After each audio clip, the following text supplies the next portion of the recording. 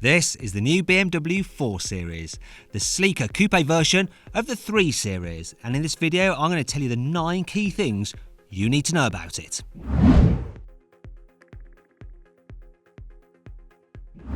Yes, I know, that grille everyone worried about when they saw it on the concept has indeed made it to production. Now I'm not entirely sure how I feel about it. It's not quite as bad as I imagined, and perhaps it's the first time ever a front number plate is welcomed, as it sort of breaks up the old Bugs Bunny teeth effect. Do you know what? I think this could actually grow on me, and I don't mean in the same way that athlete's foot does. Anyway, joking aside, the new grille ensures the 4 Series looks very different to the 3 Series, especially from the front. You see what I mean? The sleeker headlamps really help it too. They are LEDs as standard, FYI, and if you give BMW some extra monies, you can upgrade them to have laser high beam. With frickin' laser beams attached! As well as the new face, the 4 Series has lots of contrasting trim to make it seem all sparkly and new. And then there's that classic coupe sloping roofline, which makes it way sleeker than the boxy 3 Series saloon. In fact, it's sort of like a mini 8 Series. It's pretty tasty around the back as well, though there is some deception going on. You see that diffuser? Well, it's fake. And the exhaust pipes are an exaggeration. Still, at least there are some actual pipes in there, and they're not quite so bad on the lower level engines. Anyway, is the new 4 Series a case of nice arse, shame about the face? Let me know what you think in the comments, and just so you know, BMW's designers do watch our videos and they read what you guys say. So don't be too harsh, otherwise you might make them cry. Okay, so this part of the car is less controversial, as inside the 4 Series is just the same as a 3 Series. So it's a little on the conservative side, but well laid out and crafted from quality feeling materials. Now that doesn't mean that things won't break though. It's a BMW after all, not a Lexus. Being the 4 Series, you get a bit more standard equipment to make up for the higher asking price over the 3 Series. Items like tri-zone climate control and an acoustic windscreen are standard. There's also a sunroof available as an option, which according to BMW is 24mm longer than the one on the old car, which probably wasn't really worth me mentioning. Sorry for wasting your time. The new 4 Series isn't just a tarted up 3 Series in a slightly more slutty dress. No, it's set up to feel racier to drive as well. The rear track is 23mm wider than on the 3 Series. The car sits 57mm low to the ground and has a 21mm lower centre of gravity. And all these things help improve the handling, as does the specifically tuned suspension, which is available with an adaptive setup as an option. And for the real anoraks amongst you, there's also increased negative camber on the front wheels to help the car change direction quicker. But that's not all. Extra bracing on the bulkhead and rear suspension mounts, plus the lack of rear doors, make the body stiffer to help boost both comfort and cornering capability. Basically, you can think of the 4 Series as a 3 Series that's just dropped 100mg of Viagra. Shawing! Being a 2-door coupe, there are some sacrifices for the sexy body. Getting into the rear seats is more of a palaver than in the 3 Series. And once back there, headroom is slightly tighter, as illustrated by my lovely German counterpart, who measures 188cm tall. And I think even 10cm short of me would still struggle.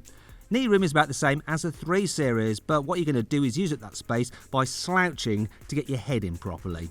Also, there's only 2 seats in the back rather than 3 like you get in the 3 Series, though this is actually a blessing in disguise. Still, you do get a ski hatch for those trips to the Bavarian mountains, and people in the front get handed their seatbelt by the lovely BMW Coupe seatbelt butler, which will probably eventually break one day and cost you a load to fix. As for the boot, it's the same 440 litres as in the old 4 Series, but the boot itself is a much squarer shape, so it should be easier to load. And you can fold down the rear seats if you need some extra room. The new 4 Series engine lineup kicks off with a pair of 2-litre turbo petrols, with 184 horsepower in the 420i and 258 horsepower in the 430i. Then there's the M440i, which has a 3-litre straight-six turbo with 374 horsepower and all-wheel drive, and that can do 0 to 60 in 4.5 seconds. However, I recently timed an M340i Touring from 0 to 60 in just 4.1 seconds. Oh, grip's good. And that's that. So this lighter 4 Series may be able to even break the 4-second mark. As well as an uprated engine, the 440i gets more aggressive styling, uprated brakes, extra chassis bracing and a limited slip rear differential. Want to know what the engine sounds like? Well, it sounds like this.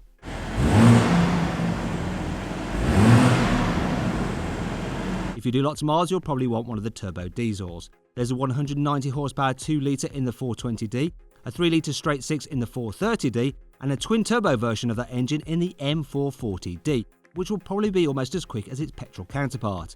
It won't sound as good though, but BMW will try and hide this by playing fake engine noises through the stereo speakers into the cabin. BMW's press office is keen for me to tell you that all diesels and 6-cylinder petrol models get a 48-volt mild hybrid system. This means the starter motor can recoup lost energy under braking, and then use this to deliver an extra 11 horsepower to supplement the engine to help save fuel.